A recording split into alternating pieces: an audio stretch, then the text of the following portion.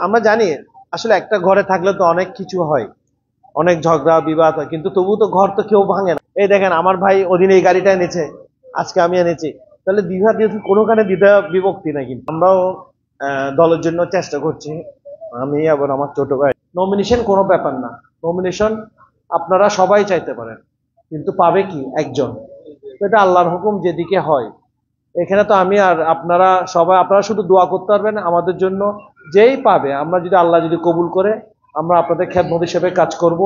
আর আল্লাহ যদি অন্যভাবে, আল্লাহ যদি ভালো রাখে করব, আর যদি সেবক হিসেবে তাহলে আমরা সেবক হিসেবে। এটা তো কোনো হারানোর কিছু নাই, আমাদের কাজ হলো যে কাজ করা, ঠিক নাকি?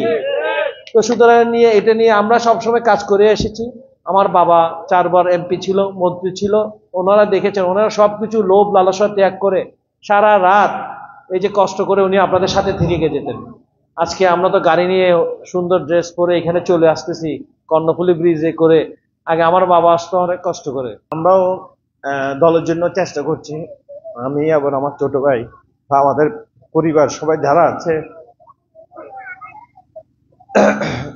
সবাই আমরা চেষ্টা করছি দলকে কিভাবে আরো সুসংগঠিত করা যায়। আমরা জানি আসলে একটা ঘরে থাকলে তো অনেক কিছু হয়, অনেক ঝগড়া বিবাদ হয়, কিন্তু তবু তো ঘর তো কেউ ভাঙে না। আমরা সবাই কিন্তু একসাথে থাকি, একসাথে খাই, একসাথে চলাফেরা করি।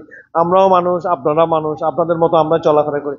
এই দেখেন আমার ভাই ওদিন এই গাড়িটা এনেছে, আজকে আমি এনেছি, তাহলে কোনোখানে দ্বিধা বিভক্তি নাই কিন্তু, বুঝছেন? এটা আমরা সবাই সব দিকে এক আছি।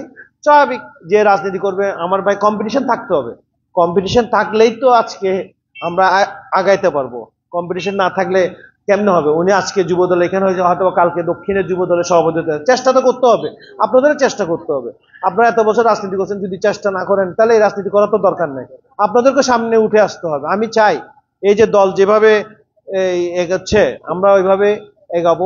আর এলাকার যে উন্নয়নগুলো আমার বাবা করেছে, এগুলো যাতে আমরা, বিভিন্ন অসমাপ্ত কাজ হয়ে গেছে, আমরা আপনাদের দোয়া থাকলে যাতে সমাপ্ত করতে পারি। ওনার মনের ইচ্ছা, বিভিন্ন কাজ দেখছে, আর অনেক রাস্তার কাজ উনি যেগুলি করেছে। এরপরে ওইদিন আমি গিয়েছিলাম সরলে, ওই রাস্তাটার নাম কি ছিল কাছে, আমার বাবা খুব পছন্দ করে 60 গড় 80 গড়, ওগুলি তখন থেকে উনি সংসদে পর্যন্ত বলেছেন এই জায়গাগুলির নাম।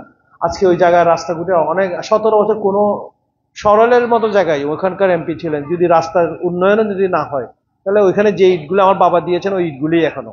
তো 17 বছর যদি 50-500 কাজ করতো, আজকে তো আমাদের বাসখালী আরো উন্নত হয়ে যেত। তো এগুলো কিছু মানে আমি দেখছি না এরকম, এখন অনেক ভাঙ্গা।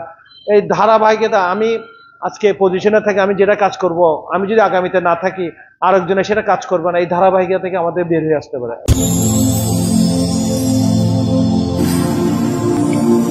দেখো বাঁশখালী, দৃশ্যমান বাঁশখালীর প্রতিচ্ছবি।